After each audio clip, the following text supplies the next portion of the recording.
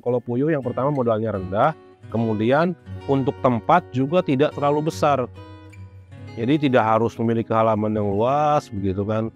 Kerugiannya itu yang pertama itu 15 juta, yang kedua ya sekitar 10 jutaan lah. 25 waktu itu hilang itu. Kalau ortodidak saya rasa, menurut saya ortodidak ini kalau yang berhubungan sama nyawa gini kan ujung-ujungnya ribet gitu. Dalam artian ketika kita ortodidak tiba-tiba nggak paham, mati, wah, habis uang. Perkenalkan, saya Gustaman Chandra Pardini, nama panggilan Ican, yang berwirausaha di bidang peternakan burung puyuh. Saya beralamat di Kampung Sidanggela, Desa Sidanggela, Kecamatan Pabuaran, Kabupaten Serang.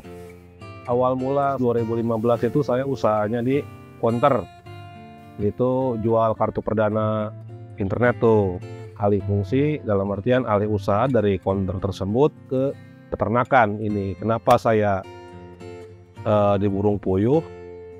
Karena menurut saya burung puyuh itu yang pertama itu adalah modalnya rendah, tidak sebesar unggas-unggas lain yang kategori petelur seperti ayam merah dan itik petelur. Itu modalnya lumayan. Kalau puyuh yang pertama modalnya rendah, kemudian untuk tempat juga tidak terlalu besar. Jadi tidak harus memiliki halaman yang luas begitu kan. Itu saya mulai ternak puyuh itu di 2015 akhir lah, udah masuk di 2016 sampai sekarang gitu kan. Untuk ternak puyuh ini di kecil ya itu sudah suka sama yang namanya unggas. Dalam artian di sini untuk peternakan kayak ayam, saya itu ayam kampung itu kan tidak bisa diandalkan. Bahasa di sini kan cuman momentum-momentum tertentu. Kemudian bebek juga sama, saya pernah, dan saya terakhir saya uji cobakan di burung puyuh. Alhamdulillah gitu kan, menurut saya burung puyuh ini cocok. Karena apa? Pertama, untuk pakannya sendiri itu lebih sedikit daripada pakan ayam atau bebek. Kalau ayam itu sekitar 125 gram, kalau puyuh itu cuma 25 gram per ekor per hari. Itu kan perbandingannya udah lumayan gitu kan. Terus juga dalam satu kandang puyuh itu, satu set kandang itu bisa nyampe 150 sampai 200 ekor, yang mana kandang tersebut hanya ukurannya 200 kali 120. Jadi kan dari 200 kali 120 itu bisa 150 ekor.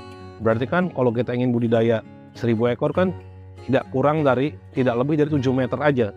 Jadi punya lahan 7 meter persegi itu sudah cukup. Adapun saya puyuh ini, pertamanya saya mencari-cari informasi di Facebook. Nah, kebetulan Facebook itu saya cari informasi dan arah Facebook itu diarahkan ke Blitar. Teman-teman yang di Facebook itu, nah ketemulah sama guru saya itu namanya Bapak Miftahul Rohmat. Saya inbox, saya ngobrol, saya pengen belajar. Nah, beliau menanggapi dengan welcome, silahkan datang aja ke Blitar. Nggak usah bayar, nggak usah apa. Alhamdulillah saya ke Blitar tuh. Saya ke Blitar itu kurang lebih di sana sekitar 18 hari sampai 14 hari. 18 hari saya di sana belajar. Dari semua peternakan yang ada di Blitar tuh saya samperin. Saya lihat, saya cek dari yang peternakan sudah maju, dalam artian sudah bagus gitu, sudah otomatisasi semua, sama peternakan yang masih manual seperti kandang saya ini. Dan alhamdulillah setelah banyak sharing, banyak belajar, ilmunya saya bawa ke sini dan saya mulai di sini gitu. Kalau ortodidak saya rasa, menurut saya ortodidak ini kalau yang berhubungan sama nyawa gini kan ujung-ujungnya ribet gitu. Dalam artian ketika kita ortodidak tiba-tiba nggak paham, mati, wah, habis uang. Nah, ada peternakan yang ada di Jawa, yang mana peternakan tersebut belum ada di Banten begitu kan. Di Banten itu isinya cuman ayam broiler sama ayam ras, ayam merah. Kalau di puyuh ini, satu puyuh itu produknya itu ada 3 jenis lah yang gampangnya itu. Yang pertama itu telur konsumsi. Telur konsumsi ini yang telur-telur biasa di agen-agen, yang biasa buat dijual di yang memang kecrek gitu kan. Nah, telur konsumsi. Yang kedua ini ada pembibitan atau jual beli bibit dan telur tetas. Yang ketiga ini daging. Biasanya kalau untuk daging ini, yang pertama digunakan untuk puyuh pedaging ini adalah puyuh afkir. Apa itu puyuh afkir? Puyuh afkir adalah puyuh yang sudah tidak produktif. Kemudian ada satu lagi produk puyuh pedaging, itu biasanya menggunakan puyuh jantan. Karena puyuh jantan tidak ada manfaatnya. Puyuh yang di kandang seperti belakang saya ini kan tidak menggunakan penjantan. Karena untuk telurnya itu dihasilkan dari nutrisi yang dicerna dari pakan yang dia konsumsi. Jadi puyuh jantannya ketika kita menetaskan, ada puyuh jantannya kemanain? Yaitu setelah dewasa cukup bobot kita potong, kita jual untuk dagingnya. Nah biasanya daging ini ya rumah makan juga nerima begitu kan. Sekarang sudah ada yang wilayah Serang juga ada tuh yang nampungin puyuh-puyuh jantan itu. Ada yang nampung, dia emang fokus di karkas atau di puyuh pedaging begitu. Jadi pakannya khusus puyuh itu beda sendiri, ada khusus untuk burung puyuh petelur. Kalau kita kasih pakan ayam ya nelor, cuma nggak rutin karena kandungan proteinnya berbeda. Nah kotorannya kalau di Blitar itu jadi uang Pak. Kenapa? Ketika dia ada kotorannya, ngebersihin kotorannya pun orang lain. Dan mereka menampung tuh, dihargai per karung, ada nominalnya begitu. Nah cuman di kita emang kotoran ini saya pribadi juga belum nemu seperti itu. Tapi paling ya diberikan secara gratis aja kepada teman-teman yang emang bergelut di bidang pertanian. Saya juga pernah ngerasain ya namanya jatuh bangun ya, berhubungan sama unggas, berhubungannya sama penyakit. Semua peternak baik Indonesia di Blitar pun ketika udah ada judulnya penyakit di unggas itu, yang pertama yang menurut saya paling parah itu flu burung. Yang kedua itu biasanya tetelo, ada juga gumoro. Nah ini penyakit ini kalau misalkan kandang kita udah kena, ya udah kita tiarap lah bahasa kasarnya.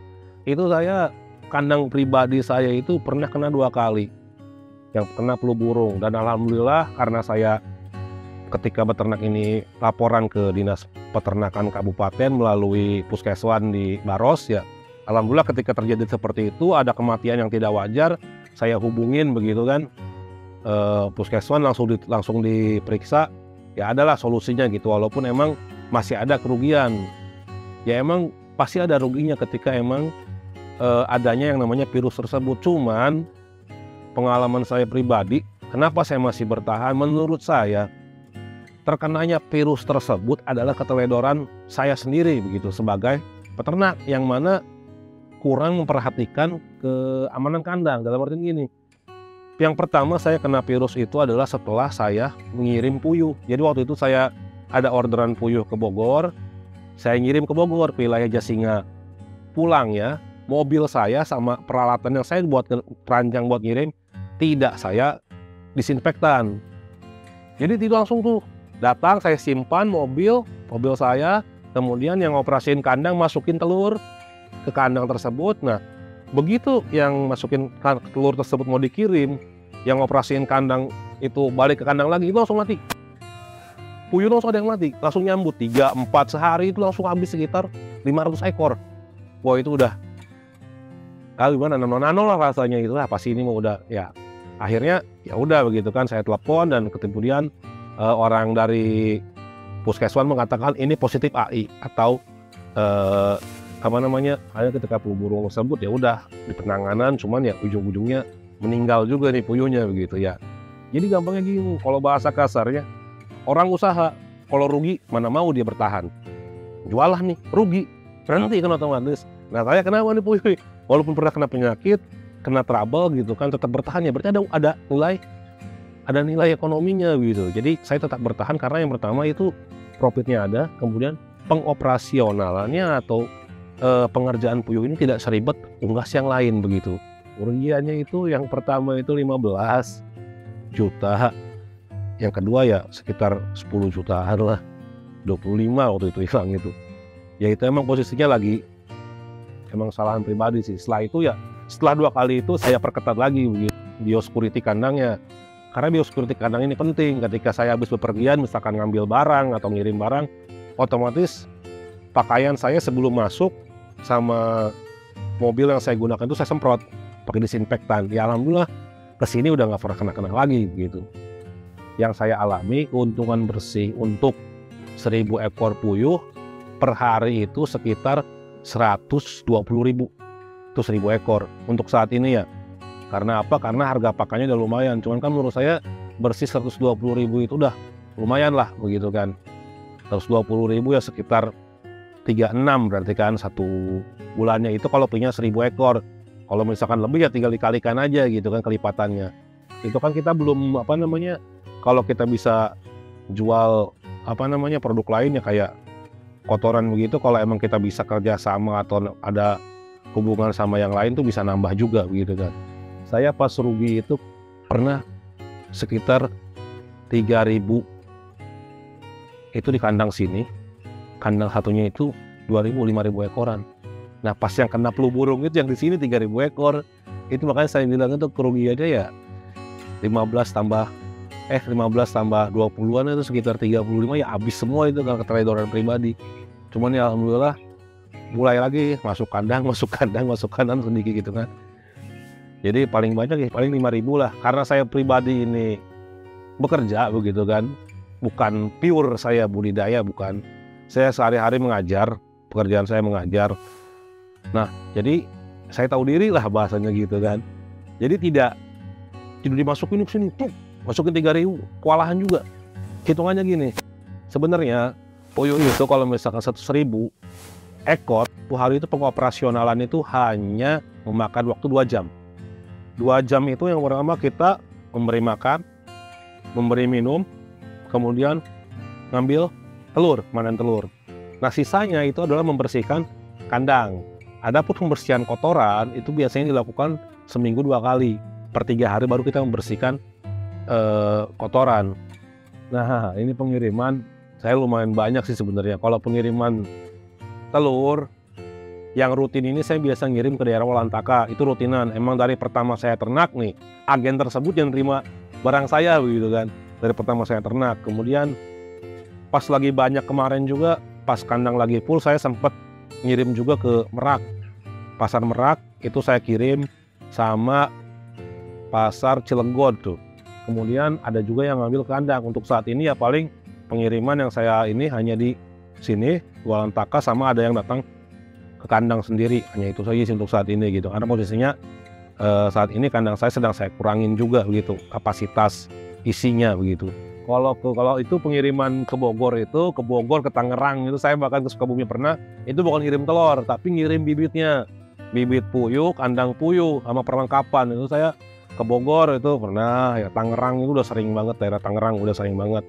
Kemudian ke Jakarta saya pernah, ke Sukabumi juga saya pernah kalau untuk pengiriman puyuhnya begitu kan.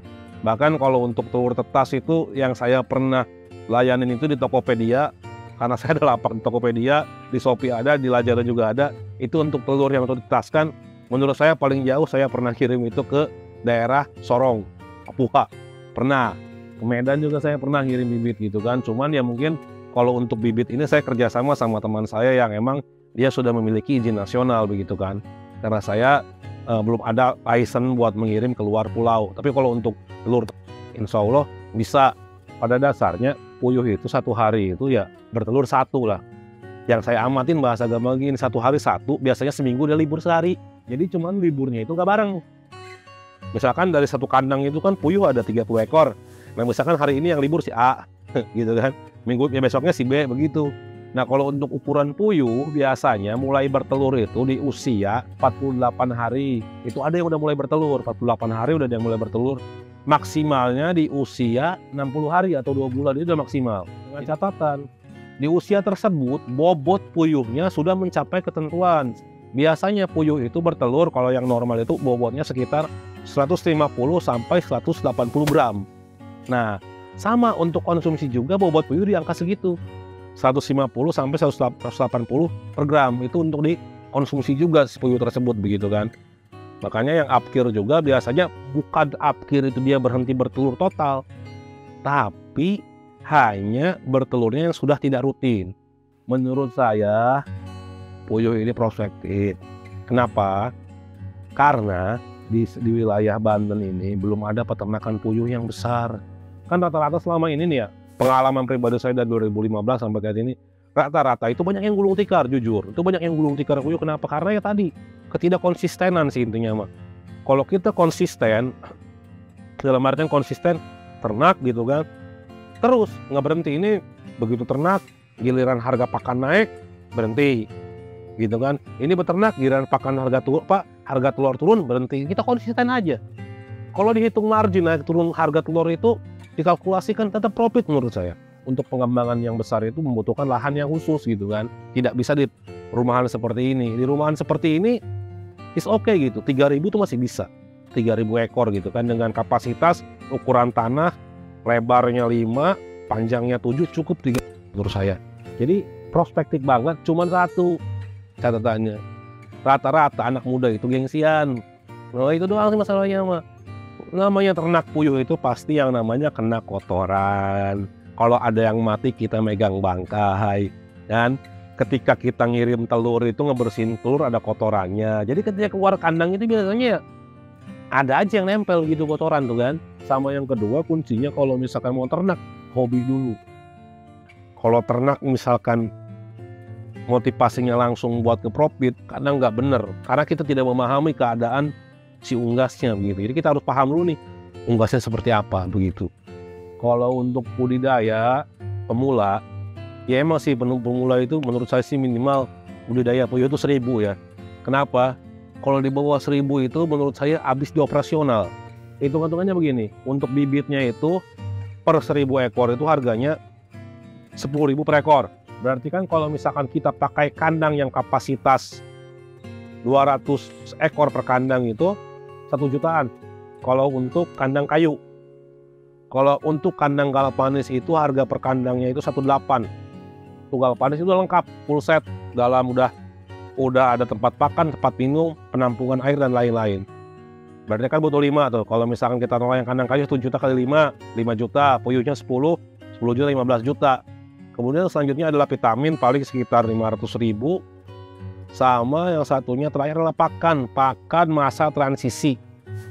Nah, puyuh yang harga 10.000 itu puyuh yang usia siap bertelur. Jadi kita harus menyiapkan pakan masa transisi itu sekitar 4 karungan di harga 365 kali 4. Nah itu aja sih paling.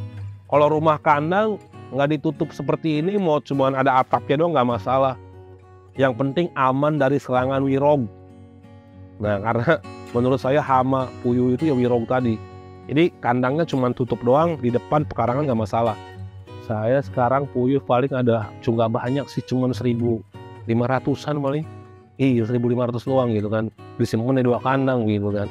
Puyuh itu kalau misalkan kandang udah sesuai standar, jadi pengoperasionalan 1 hari ya cuma sekali, 1 kali 24 jam. Kita ngasih makan sekali buat 1 kali 24 jam, ngasih minum buat 1 kali 24 jam begitu kan. Sama manen itu juga 1 kali 24 jam. Jadi kerja sekali doang, ya kita setelah manen beres begitu. Jadi ketemu lagi pagi lagi. Nih keluhan teman-teman di peternak itu adalah harga telur yang fluktuatif atau ada serangan telur dari luar. Nah ini juga menurut saya juga pintar-pintar kita sih mensiasati. Kalau saya pribadi itu nggak pernah bermasalah sama hal tersebut. Karena apa? Sama agen yang saya kirim itu sudah sepakatan dulu nih sama agen. Misalkan kita punya rekanan agen buat kesepakatan.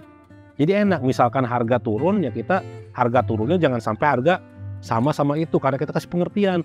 Ini produk lokal Serang, telur pres, yang mana telur pres ini baru keluar, usia telurnya paling 1-2 hari.